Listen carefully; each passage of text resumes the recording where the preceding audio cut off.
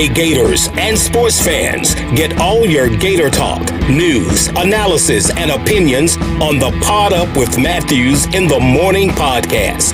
Find us on your favorite podcast platform or watch us on Facebook Live between 8 a.m. and 9 a.m. every weekday. Pod Up, because we are Gator fans. So say it's great to be a Florida Gator. Good morning. Welcome to a Wednesday edition of Pod Up with Matthews in the Morning from the Crime Prevention Security System Studios. Large enough to serve you, small enough to care. Our man Rob's already kicked it off right here on Facebook Live. Good morning. Dan says good morning. JC, Dan says, go Gators from Dallas, Texas. Maybe you and Dan should get together. Watch the game. To the Big D.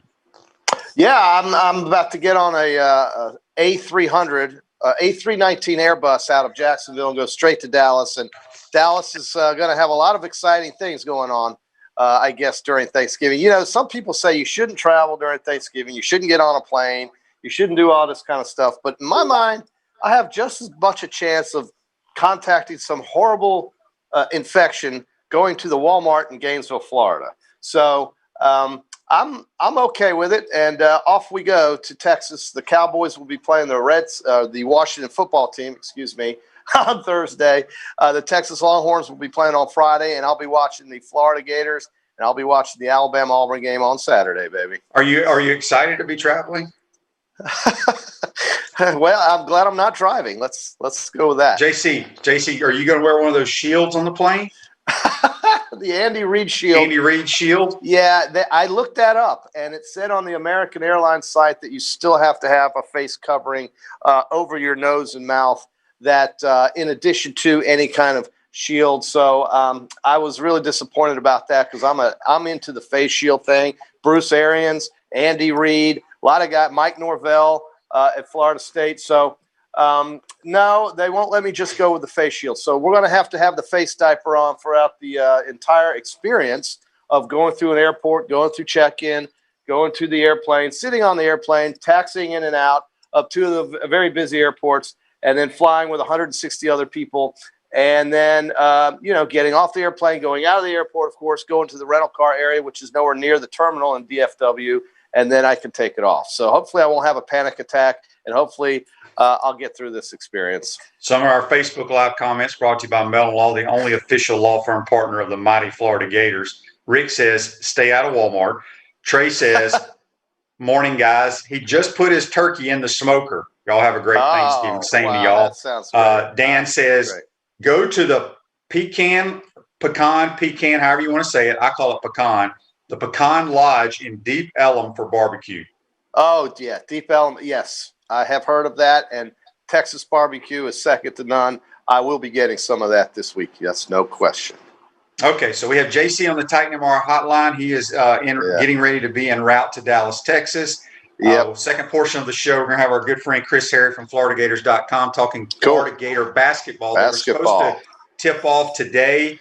Those games have been postponed. We'll find out when the Gators are going to play. But college basketball starts today. Across the country. So if you're bored sitting around, I'm sure ESPN has remember they used to have the deal where they started at like 2 a.m.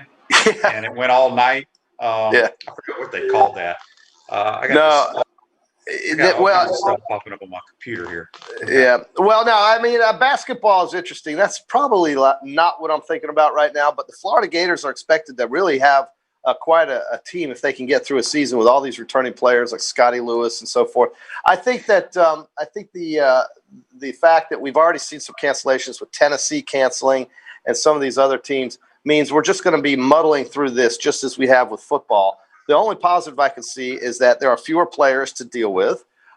Traveling will be greater, but again, I don't consider traveling the problem. It's the contact tracing and it's people. So when you don't have 88 people plus staff and coaches and trainers, and you only have 12, 13, 14, 15, maybe that will make things easier for these teams.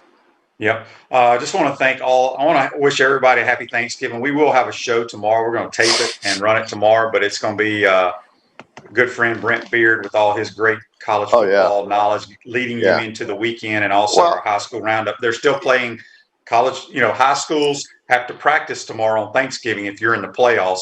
And we still have some teams in our area that are in the playoffs. I want to thank all our listeners, our viewers, and our great sponsors.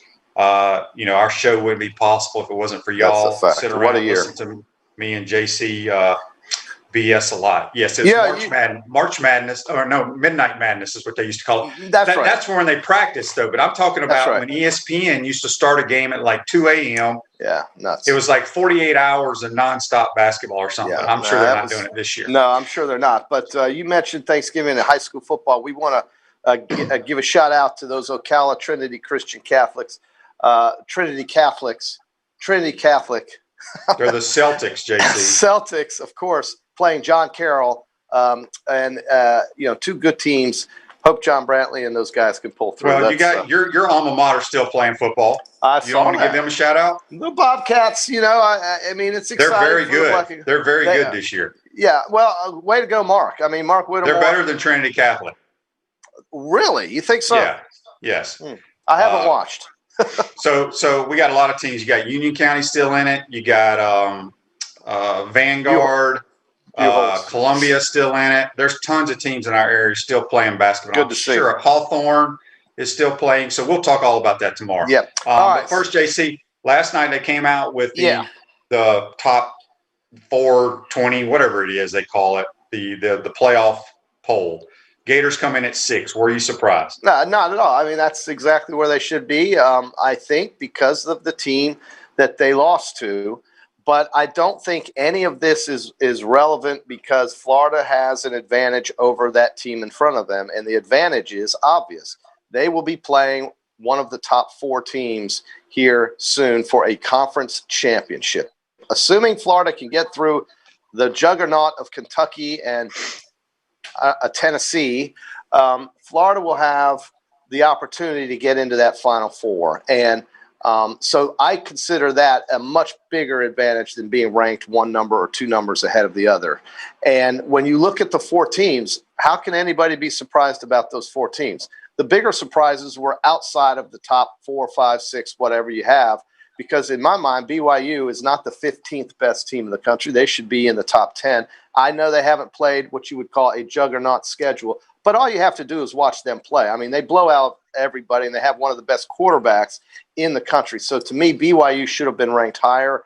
They really need to get that game. If they can find a way to schedule a game with Cincinnati, and conversely, Cincinnati should be looking hard to try to schedule BYU and get together and go play. In a year like this, we have so many irregularities that you can do stuff like that. And you can do an impromptu game that would help your resume, that would get people's attention. And I think that's what Cincinnati and BYU should both do. As it relates to the top 4, who could be surprised by it? Notre Dame should be ranked ahead of Clemson, yes. And Ohio State, well, I mean, look, they have only played a few games, but we all have seen the team that they put on the field. And that's what this is about, right? It's who do you think is the best 4, not who have they played. Strength of schedule, in my mind, this year is important, but it's not as important as it has been in years past because of all of the cancellations and so forth. So when you have these top 4 teams, that's great. It's meant for TV. It's trying to get ratings. It's trying to get conversation. It's accomplishing that. And I don't think anybody's arguing with 1. 2, you can make the case it could be either 3 or 2, but Clemson has to be behind Notre Dame. Okay, we get it, but they're going to play again. So the question I have today would be is if Clemson runs the table, beats Pittsburgh tomorrow and wins the rest of their games, and then beats Notre Dame in the championship game, will Notre Dame still be in the top 4 or will they be out of the top 4? And I think the answer would be depending on how they look prior to that Clemson game, because they have a tough game Friday, QB, with North Carolina. Don't sleep on this game Friday. It's a big one, and Notre Dame needs to win it and needs to look good in winning it. They can't win that game. It's interesting you bring that game up, and I'm sure that's be on one of our picks on Friday with the Peachland Industry Weekend Picks. Coach Spurrier and I had to do our show yesterday with Steve Russell, the Inside the Huddle, every Tuesday, and we do some picks there, but I didn't realize till they brought it up, North Carolina is only like a 4-point underdog. Yeah. And North Carolina's lost twice this year. Something's fishy in that game. Well, I think it's the respect that they're giving that North Carolina offense, the fact that they're playing in Chapel Hill. They lost to Florida State. I understand. I think you're right about that, but we're talking about odds makers right now. Right. Something's fishy. And it is fishy. But see, again, you're going back to a season where, okay, well, they lost to Florida State. Guess what? Notre Dame beat Louisville by 5. So, and could have but they still won the game. I mean, that's true. That's FSU true. It does matter. is awful. Awful. They are awful. So they are bad.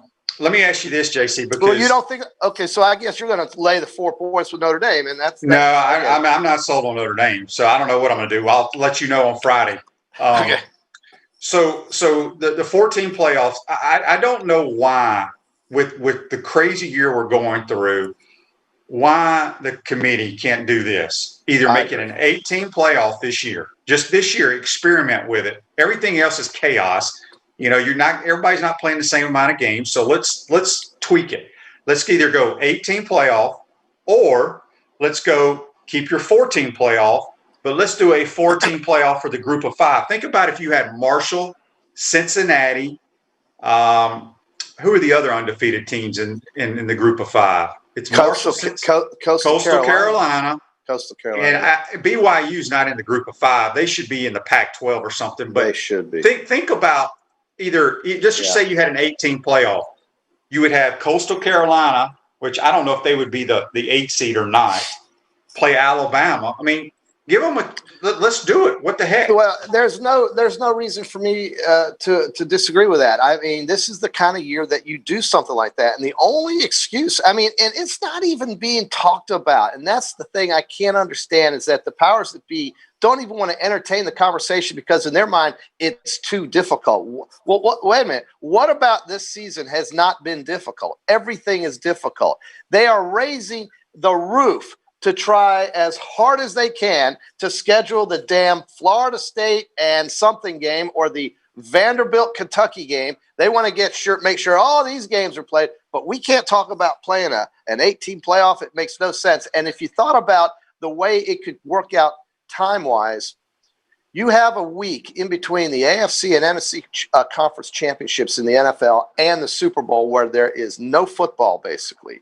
If you had a college football championship or a Final Four playoff during that week, or having that final game on that weekend before the Super Bowl after the conference championships, college football would get all of the attention. It would get ESPN 24/7, obviously. It would have revenue opportunities. And isn't that what these guys need more than anything? These athletic departments are dying. They are struggling hard this year without the revenues that they could have otherwise gotten without coronavirus. And revenue is everything. And to have a playoff would create so much interest and so much revenue that to not talk about it, to me, is malpractice. It's irresponsible. And there's Dick Hancock with that sweet little face smiling off and going, well, it's too difficult. We're not going to talk about it. This is not right. These guys need to get off their keisters and do something that would allow for us to have that type of extended season into January or even early February. I mean, who cares? What difference does it make if we play on New Year's Eve or not?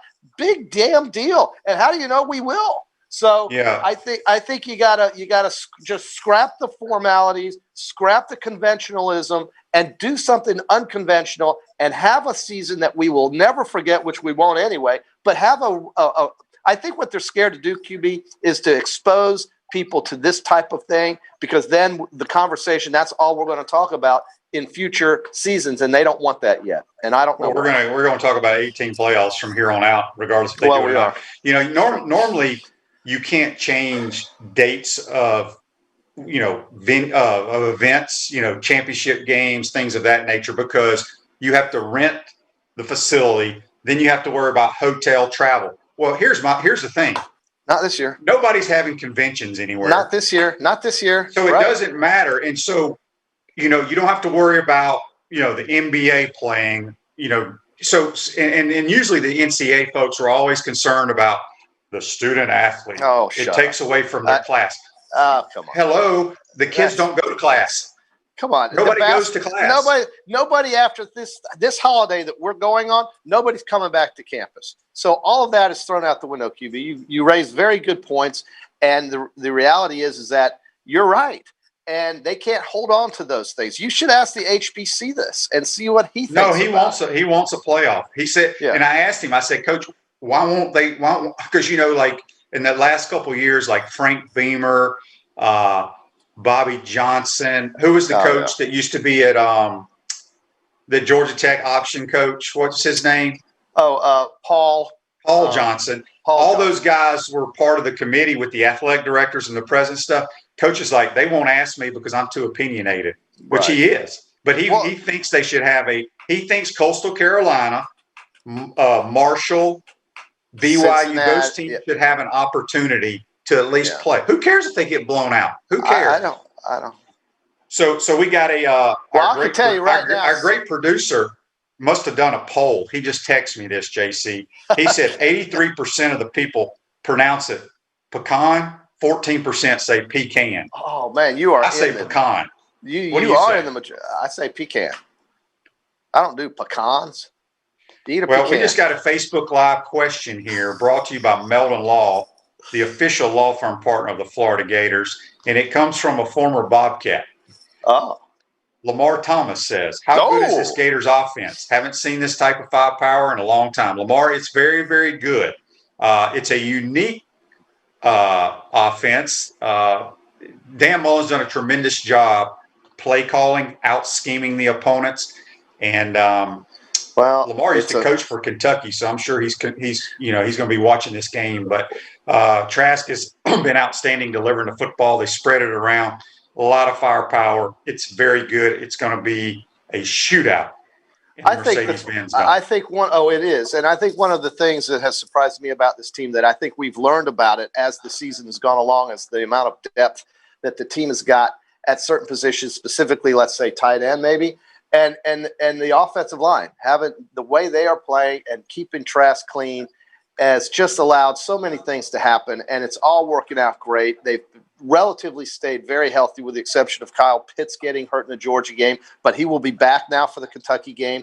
But my goodness, these kids that have stepped in when he's gone down have been great. I'm really really impressed with Jacob Copeland, Trayvon Grimes. I love Keymore Gamble. These are players that we just didn't talk much about, and they have really stepped up and made a presence on that offense. The Florida offense has a presence about it.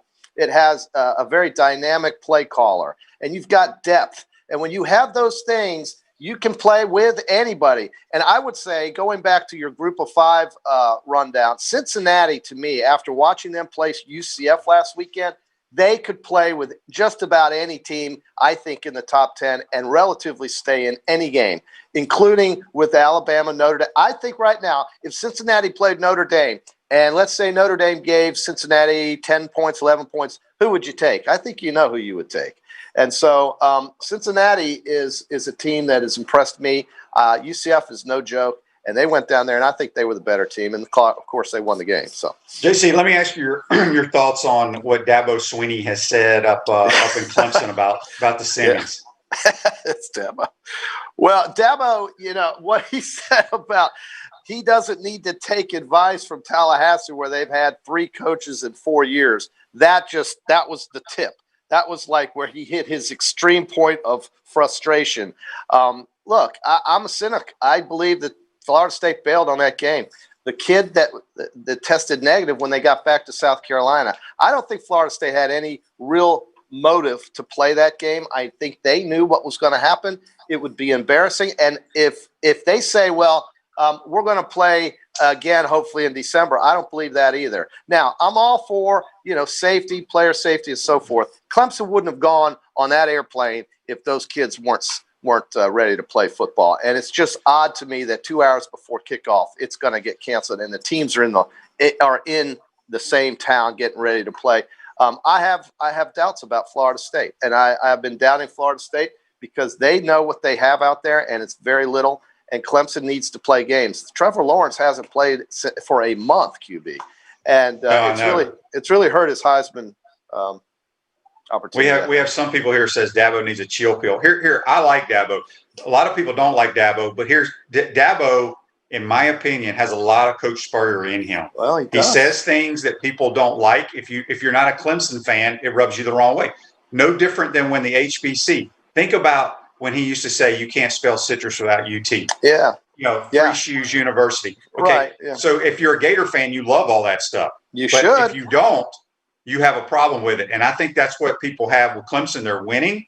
He's very successful. Yeah. And people don't like him because of what he's just outspoken now. Well, it's very interesting what you said with the analogy with Coach Spurrier. Remember, everybody, that Dabo Swinney was getting run out of the building by Spurrier in the early portion of his career when Clemson and South Carolina were playing. At one point, about 10 years ago or however long it was, South Carolina dominated that series. They were killing Clemson. And then Clemson started to get better and better and better, and recruiting and facilities and so forth. And then Dabo kind of learns from the people he's around, right? And him and Spurrier had a pretty good in-state rivalry there. It was always fair. It was always fun. But Coach Spurrier wanted to beat Dabo's brains out, and Dabo learned a lot, I think, from Coach Spurrier being so close to him. I mean, Clemson and Columbia are very good. close. They're good friends as well. Sure they are. Yeah, so they had a good rivalry before they became good friends in my mind. But South Carolina dominated those games. I mean, they killed Clemson. So he learned from all this. And I agree with him. When you have the goods, it ain't bragging if you can do it. And Clemson would beat Florida State they can name the score if they play Florida State. And I think they will name the score if they play Florida State. I just don't think they're going to play Florida State. No, I don't either. But, man, it seems like Clemson hasn't played in a long time. I haven't. And Trevor Lawrence for sure hasn't played in a long time. If he knew his senior season was going to go, or his last season, because he's not going to have a senior season in all likelihood, I'm sure he'd be disappointed with how it's turned out. But he's going to get back on the field. They are going to play Pittsburgh this weekend. Pittsburgh QB, I don't know if you knew this, and I didn't know it until I heard it yesterday, but Pittsburgh has never lost ever at Clemson. They played, maybe twice? Yeah, they haven't played many games there. But they will be playing Clemson. They've got their quarterback back. I think this could be an interesting game just because of what you just said. Clemson hasn't played in a long time. Pittsburgh has. Pittsburgh's won 2 straight games. Pittsburgh gets their quarterback back. And Narduzzi and those guys are not afraid of Clemson. They never have been. They will play them tough. It could be a very interesting game, and we might have that on our picks contest. Yes, refresh your vehicle and your brand with a vehicle wrap from Wrap Spot. November is your lucky month at Wrap Spot. Mention promo code Shane and receive 13% off your vehicle wrap. Speaking with JC, got a few more minutes with him on the Titan MR hotline. Second portion of today's show, we're going to be joined by Chris Harry from FloridaGators.com. We're going to discuss the Florida Gator basketball team. They were supposed to tip it off tonight, but that is postponed. We'll find out when they plan to play, and he'll give us an update on this new roster that Mike White has. So, JC, my train of thought, I just lost what I was going to ask you. Who's Alabama and Auburn? We'll talk more about this on Friday, but it's the Iron Bowl. Yeah, it's kind of back to normalcy because they're playing the Iron Bowl during Thanksgiving weekend. Right. The Egg Bowl is Saturday. It's supposed to be tomorrow night. I don't know why they didn't play it. I'm very upset about that. Yeah, it's very upset. Well, but any concerns for you with Alabama and Auburn? Well, I think people like to make this claim that Auburn plays Alabama really hard, and they've won some great games, some memorable games in Auburn. The only game that I could remember them of any significance winning in Alabama was the Cam Newton game where he came back and led them to victory in 2009 or whenever it was. Alabama will score over 40 points against Auburn, and Auburn is going to be effective at times against Alabama's defense, but I don't think they can keep up with Alabama's offense. Now, Auburn has played some good defense this year, but the only chance they have is if their defensive line has its best game of the season against Alabama. And unfortunately, they are playing one of the best offensive lines in college football in Alabama. Alabama's just got too many weapons. Alabama this is a big game for Mac Jones after how it went last year with those 2 pick sixes that cost them the game, even though he played fairly well. I think Alabama's going to win this game by at least 2 touchdowns, but I don't think it's going to be a blowout by any stretch. I don't. But I do think Alabama will be able to win this game by double digits. We had a couple of Facebook Lives here brought to you by Melton Law, the only official law firm partner of the Florida Gators. Jeff says, Fred Taylor is among the 25 semifinalists for the Hall of Fame. Why is he in the Hall of Fame? It makes no sense. I'll tell you why he's not in the Hall of Fame. Because he played for the Jags. If he played for any other organization in the NFL, he would be in the Hall of Fame because from his numbers it's a no-brainer. It's a no-brainer. And he's one of the best of all time. In my opinion, he's the best running back I ever saw here at Florida. I mean, I know Emmett was great, but Fred had power and speed, and he was phenomenal. Yeah, and that the one game I remember him as a pro was against Miami when they absolutely destroyed the Dolphins at Dan Marino in a playoff game in Jacksonville. And Fred had to run down the sideline and then cut it up through the middle. The place went nuts. I was there. I saw it. And I tell you, I think Fred will eventually get in because of his numbers. And it could be this time. But you're right. That's the only reason he's not been voted in yet. But I think eventually he will be. I mean, Jacksonville's an NFL team. He played in the NFL. He has the numbers. He should be in. He will be in. Yeah. Lamar had another question about if they don't play the FSU Clemson game. Yeah. Does that mean Notre Dame opts out? I think he's talking about maybe the week before the ACC championship game, which is very similar to what's going on in the SEC, because right now they haven't canceled that game. Florida is scheduled to play LSU the week before the SEC title game, where Alabama does not have a game scheduled. Yeah. That's why either the league has to make Alabama play somebody, or the league says we are not going to play the Florida LSU game because Alabama cannot have a bye and play one less game than Florida. Right. So Alabama has Auburn this weekend. They have Arkansas next weekend. What I think will happen, is that they'll play LSU on the 5th and Arkansas on the 12th. But I could be wrong about that. And so you're saying they'll both play the week before Atlanta.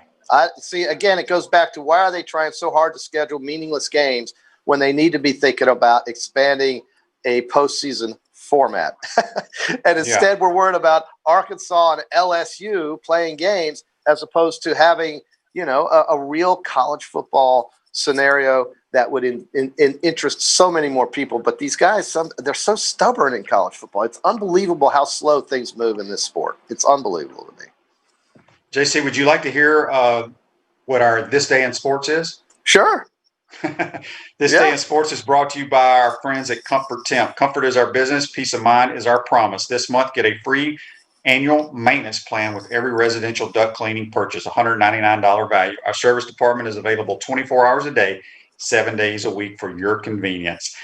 2019, just last year, Baltimore's second-year quarterback Lamar Jackson becomes the first QB in NFL history to throw for 3,000 yards and rush for over 1,500.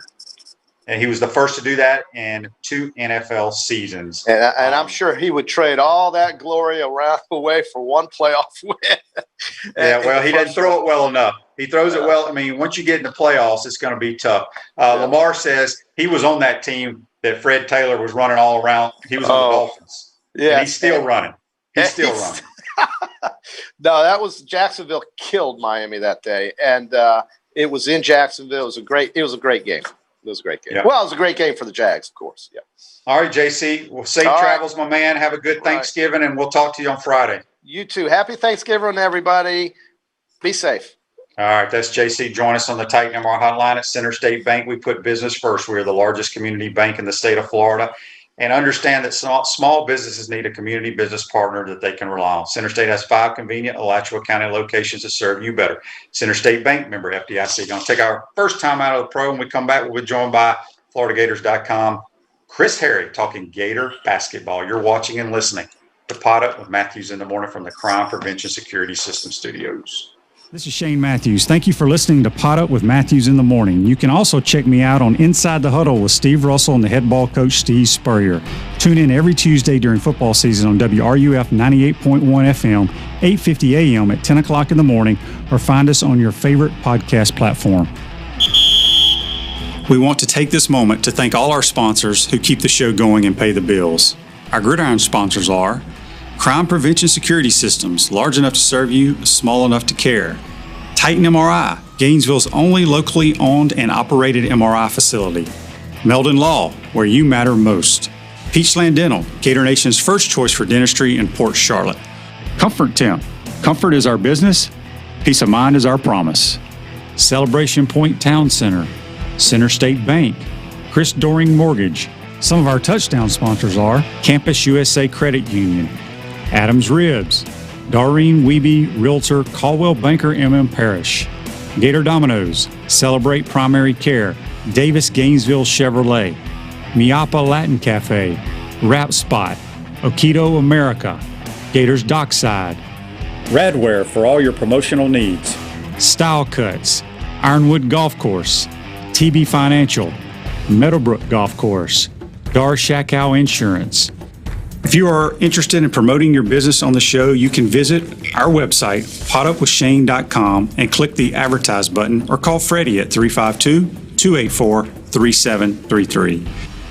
Again, thank you for all the great businesses that support the show. Please remember, if you like what we are doing here, thank our sponsors and support the businesses that support us. Welcome back to this Wednesday edition of Pot Up with Matthews in the Morning from the Crime Prevention Security System Studios. Large enough to serve you, small enough to care. Celebration points where the Gators come to celebrate with premium brands like Bass Pro Shop, Tommy Hilfiger, Hotel Indigo, Nike, Skechers, Sushi Hana, and coming spring of 2021, the HBC's new restaurant, Spurrier's Gridiron Grill and Visor's Rooftop Bar. We will see you at Celebration Point where the Gators come to celebrate. We're now going to go back to the Titan MRI hotline. And we're joined by Chris Harry from FloridaGators.com. Good morning, Chris. How are you? Good morning, Shane. I got to ask you, are you going to be advisors ever? Oh, absolutely. You know, I'm working a deal with the head ball coach. I'm sure you are. For you media boys, for him to have an open tab for y'all.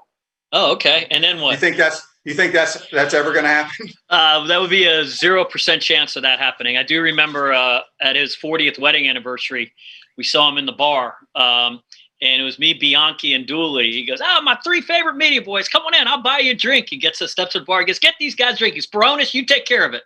So he just called in the former ops guy to pick up the tab, just like every other tab ever. That's him, no doubt about it. No doubt about it. Well, Chris, Gators are supposed to be tipping off today against UMass Lowell. I guess that's how you pronounce it. That's right. COVID issues. So right now, I know you can't really talk about COVID, which is fine, but when are they planning on getting back and playing basketball? I know when you called and asked me to do this, I was wondering this might be the shortest Shane Matthews pod segment in history to talk about basketball. I mean, it's so up in the air right now. Right now, the Gators are slated, if all goes well, to open the season a week from today at Oklahoma. But in terms of the situation right now, I mean, they had some positive tests. They had to shut it down. It's a shame because the whole Bubbleville thing, while it's a good concept, several teams had to bail on it. They are going to get that thing going though today. They'll then do it without the Gators, and Virginia had to decide whether or not they even wanted to go up to play, travel for a game. As it turns out, they're going to play Towson, and I think they had to recruit a second game against a low major or mid major, so they don't get to play the game they wanted. They were going there to play Florida. Florida was going to Bubbleville to play Virginia. I think if Virginia had got the COVID, Florida may not have made the trip. That's a long way to go and an expensive trip and a lot of trouble and a lot of risks this time to have played that thing. But as it turns out now, the program is shut down for a week. They'll do some stuff and get back hopefully this weekend to get in the swing of things. But there's some people in the program, whether it's players, coaches, support people, that won't be able to take part of that until they're cleared. And of course, you need your 3 straight negative tests for that to happen. So, Chris, I know you and I, when COVID all started and they shut down football, shut down everything, you were talking, and they started playing football. We kind of talked about how the NBA did the bubble down in Orlando. Would colleges do a bubble for just the SEC, have a bubble somewhere for the ACC? Because nobody goes to class anyway. That's right. Everything is done online for these student athletes. It's probably a little late now, but with so many cancellations and stuff, has there been any talk about, look, we may not get these non-conference games in, but we got to go to Disney or somewhere and just bring all the SEC teams and play the regular season there? Well, I mean, you heard some buzz about something about, maybe going to one venue and doing that, whether it was New Orleans or whether it was Atlanta. But there was also some buzz about doing like pods, like 2-week pods, like, okay, 8 teams go to Birmingham. All right. and maybe another eight teams or 6 teams go to say St. Louis or something like that, and they play for 2 weeks or a little round robin kind of thing. It takes a lot has to go into that, and it's hard to put schedules together during an entire off season, much less on a fly because of COVID. So all these are things that you knew could be possibilities when you decided to play this. But having said all that, they're playing basketball today, in some places. So they're just not playing this. It's just not the Gators that are playing. But the NCAA did say for the March Madness or May Madness, whenever it happens, it's all going to be in one location. Yeah, they're trying to play. They're talking about playing the whole thing in Indianapolis. So that would be, you're going to Indianapolis for 3 weeks. Now, usually let's say it's March still. Usually that one of those weeks is obviously spring break and what have you. But again, I mean, Indianapolis, you're talking about 65 games. They're not going to be all in one place. You're probably going to have to play at Butler. Probably going to have to play at IUPU. Probably going to have to play where the Pacers play. That's a lot goes into that, but certainly the NCAA could pull that off. And that's just assuming there's not going to be any COVID in any of those teams. But also having said that, we're very close to having a vaccine. Now, I don't know what that means for or having a couple vaccines. I don't know what that means for if the basketball teams are going to get that, if schools are going to get that, or what have you. But a lot can change in 3 months, as we found out, or 4 months, as we found out from 4 months ago now. We just got a Facebook Live brought to you by Mellon Law, the only official law firm partner of the Florida Gators. Rick wants to know, could the SEC schools afford to keep teams in like a bubble? Probably.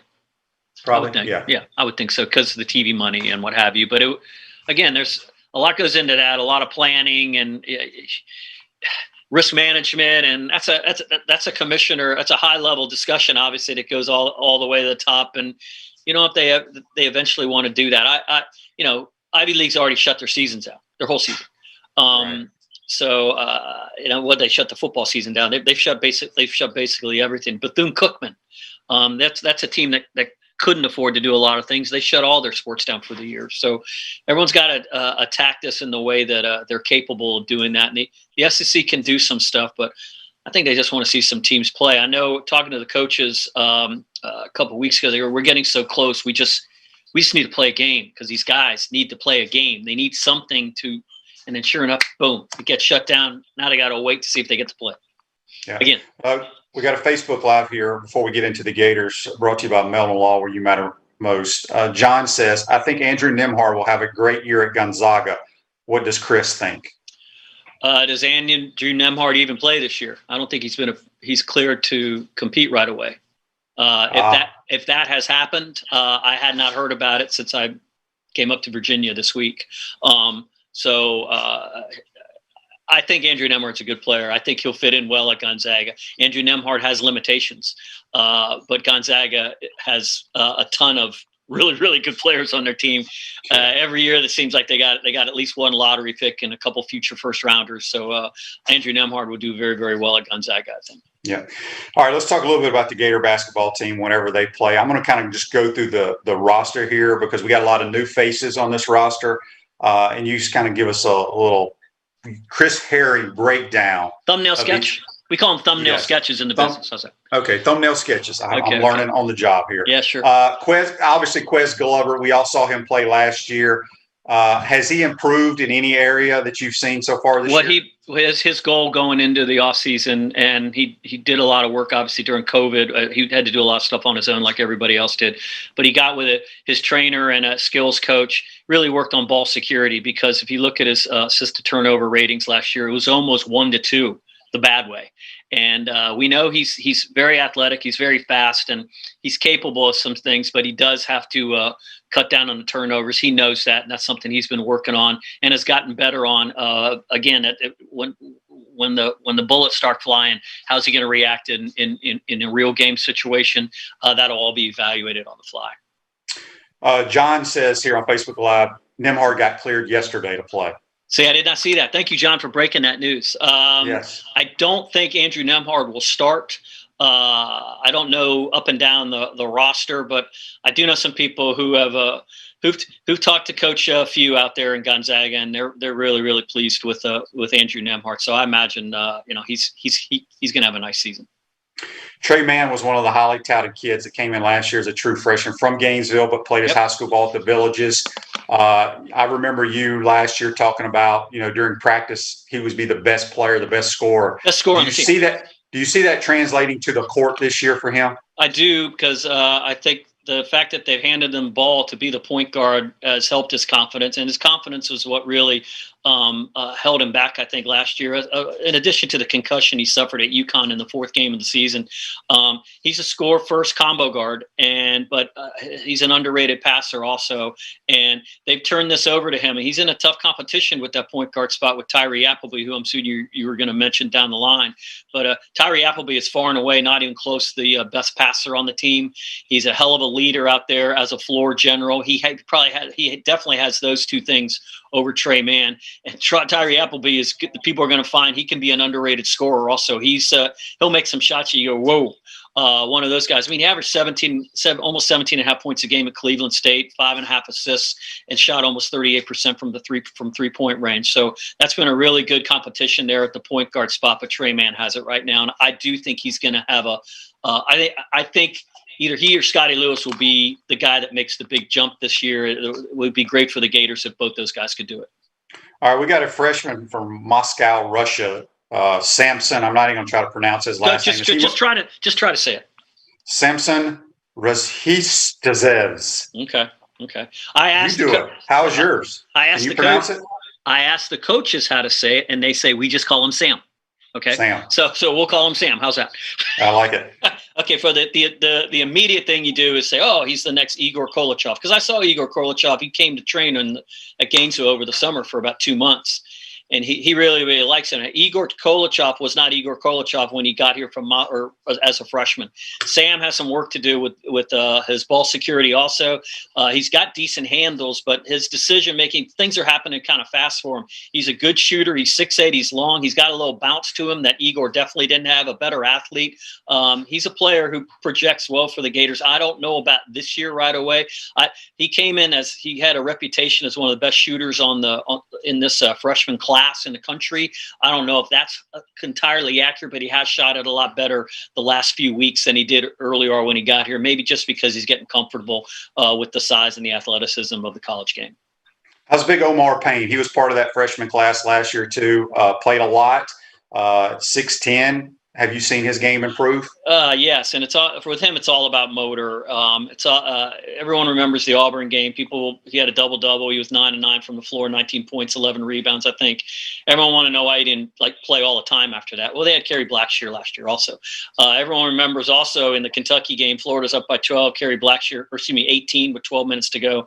Kerry Blackshear has a fractured finger, can't play. Omar Payne is the guy in there getting just annihilated inside with any other Florida inside guy against Nick Richards and that huge Kentucky front line. So Omar's work comes boxing out, defense, and want to. He also is susceptible to head fakes, and that's where a guy like Colin Castleton, they're in you're going to ask me about him, right, Shane? Yes, I am. Let's go ahead and talk about him right now. He's transferred from Michigan, instant eligibility. I think that's one of the more intriguing position battles with this team, obviously, because Al Pinkins, the associate head coach who manages the big guys, it's every day one of them gets the better of the other. So if you see one start, it doesn't mean the next guy isn't going to start the next game. But Omar and Colin have made each other better. Colin didn't play a lot at Michigan. I think 7 minutes a game, averaged about 2 points, maybe a rebound and a half, maybe 2 rebounds. But they're different players in terms of their length. And Colin's long, Omar's long. Omar's really athletic. Colin is a heady kind of player who can get Omar off his feet with head fakes and kind of thing. He's smart, knows how to play. They're helping each other get better. And I really was looking forward to seeing those two guys go against Virginia and Jay Huff, 7'1", 260, one of the best big men in the country. Al Pinkins was really looking forward to seeing where those guys stood against an elite player like him. But we're going to have to wait maybe for them to face a different kind of player down the line. So Colin Castleton, he's not like a stretch five. He's not a guy that's going to go out and shoot through. No, and neither is Omar, obviously. Well, we knew that. We knew Omar. But this guy will shoot some threes. Noah Locke, really good shooter. Has he improved his game off the bounce at all? Well, you got to remember he had a surgery for a sports hernia in May. As soon as COVID was people were allowed to have surgery, he had that. So he couldn't do some stuff for about 3 months. So he's a little late to the party in terms of his conditioning and what have you, but he's made up for it. He'll tell you he's better at that stuff, but what he needs to do is just keep making the shots that he makes. He is a Michael Frazier, Lee Humphrey kind of 3-point shooter. His numbers bear that out. Last year he led the league in 3-point shooting in SEC play at over 48%. That's an incredible statistic. He still has that jumper. The other parts of his game, I would say, are improving, lateral quickness and that kind of stuff. But I think the fact that he had the surgery has enabled him to do a lot more things in terms of getting himself physically ready. I think he will be a little bit faster, a little bit better defender, and probably a little bit better off the bounce. You spoke earlier about Tyree Appleby. I think, as you mentioned, a lot of fans haven't seen him, but really good player. Scotty Lewis, the 5-star McDonald's All-American, had some flashes last year. Do you think he takes that next step? I do. I think, honestly, Shane, if the NBA hadn't shut down, if there wasn't so much uncertainty about the draft and what have you, he would have gone ahead and taken his chance and tried to be a second-round draft pick. You look at the mock drafts now. There's 2 Gators being mentioned in the first round, Scotty Lewis being one of them.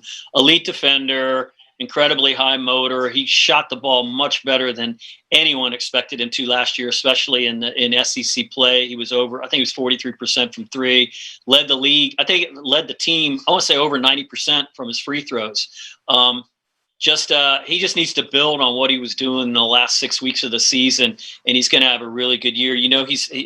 He's real hard on himself. He's an emotional kind of player. There's some things he needs to hold in check relative to his accountability, both on and off the court. But everyone's expecting exactly what you would think of an elite McDonald's All-American top 10 player prospect last year. What about big Jason Jatobo? Slowed by a toe injury. He's not where Omar and Castleton are. He may get the kind of minutes he got last year right now. It's a shame. COVID was a guy. He was a guy who could least afford that. Remember, he got here last year, Shane, at 330 at 6'11", right. And got to 290. So he needed supervision to keep keep that trajectory going down. He didn't have it for a long time, so he's playing a little bit of catch up. Plus, he had the toe injury and toe surgery, so he's a little bit behind right now. Keontae Johnson, did I see that he has been voted the SEC preseason player of the year? Trivia question. When's the last time the Gators had an SEC preseason player of the year? I'm going to try to think real fast. Okay. Dwayne Shinsis? How about Kerry Blackshear last year? Oh. Yeah. Okay. Yeah. So Keontae Johnson is, man, what he was as a freshman and what he did to himself and for the Gators as a sophomore, made an incredible jump.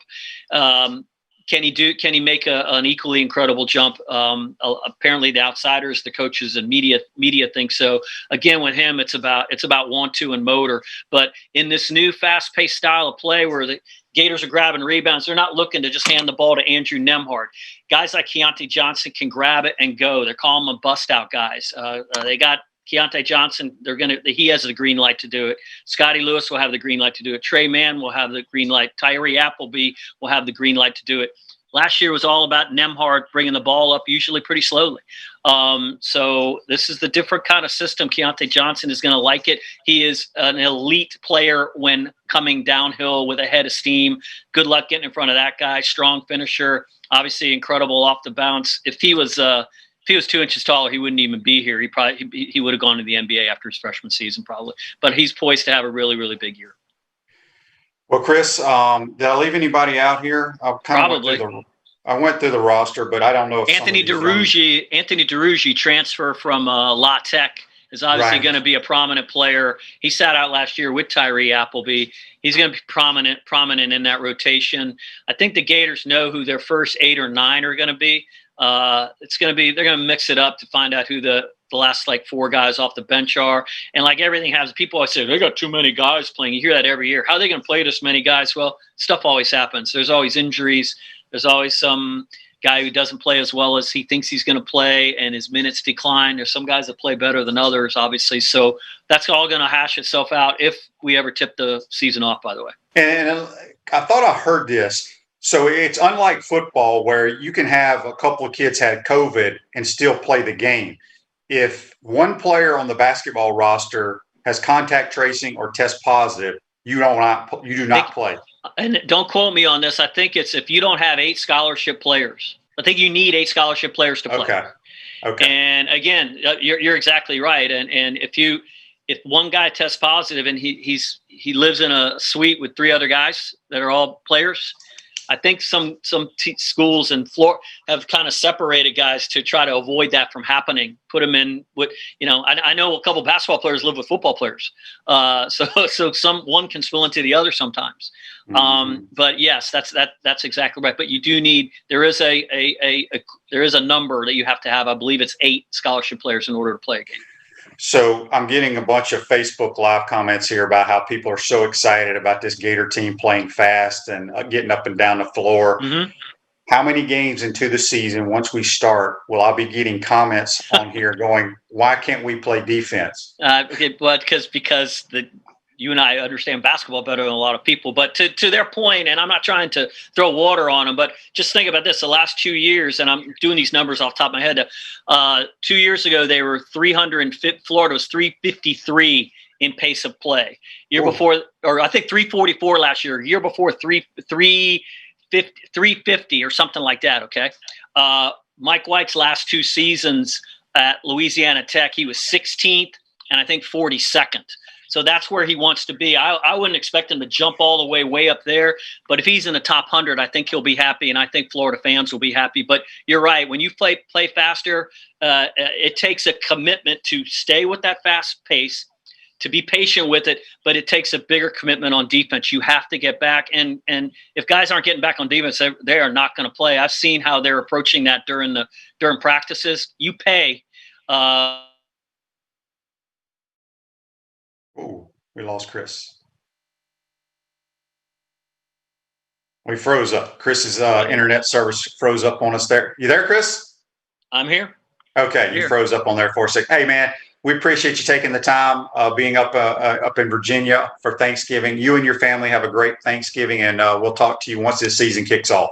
Thanks, Shane. Happy holidays. Yep, that's Chris Harry joining us on the Titan MR Hotline. We're going to take our second time out of the pro. When we come back, we'll wrap this show up.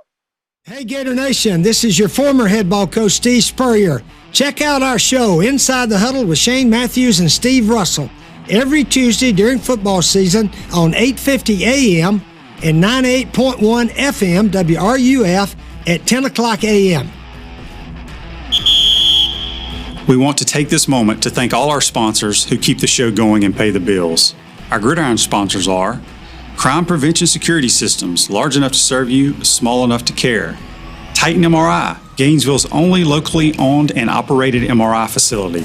Meldon Law, where you matter most. Peachland Dental, Gator Nation's first choice for dentistry in Port Charlotte. Comfort Temp, comfort is our business, peace of mind is our promise. Celebration Point Town Center, Center State Bank, Chris Doring Mortgage. Some of our touchdown sponsors are Pomodoro Cafe, Big Mills Cheesesteaks, MB Listing, Cornerstone Financial, McDonald's Gainesville, My IT Masters, Gainesville Neon and Signs, 84 Lumber, Tropical Smoothie, Chick-fil-A on Archer Road, Aver and Smith Personal Injury Attorneys, Orange Theory Fitness, PRP Regeneration Specialist, and Dowling Signs. If you are interested in promoting your business on the show, you can visit our website, potupwithshane.com, and click the advertise button or call Freddie at 352-284-3733. Again, thank you for all the great businesses that support the show. Please remember, if you like what we are doing here, thank our sponsors and support the businesses that support us. Welcome back to the Wednesday edition of Pod Up with Matthews in the Morning from the Crime Prevention Security System Studios. I want to thank JC for joining us and our good friend Chris Harry from FloridaGators.com. You can follow him on Twitter at GatorsChris. Does a tremendous job there. Tomorrow's show will be taped, but please tune in. We want to wish everyone a happy Thanksgiving to all our loyal listeners, followers, and all our great sponsors. Tomorrow we'll have our good friend Brent Beard talking college football, give you the forecast for the weekend. And also we'll have our Baker Sporting Goods High School Roundup with Marty Palmer from the Prep Zone talking about high school football playoffs, some of the local teams still in the mix. Today's show's a wrap, brought to you by Wrap Spot. See you tomorrow, folks. Take care.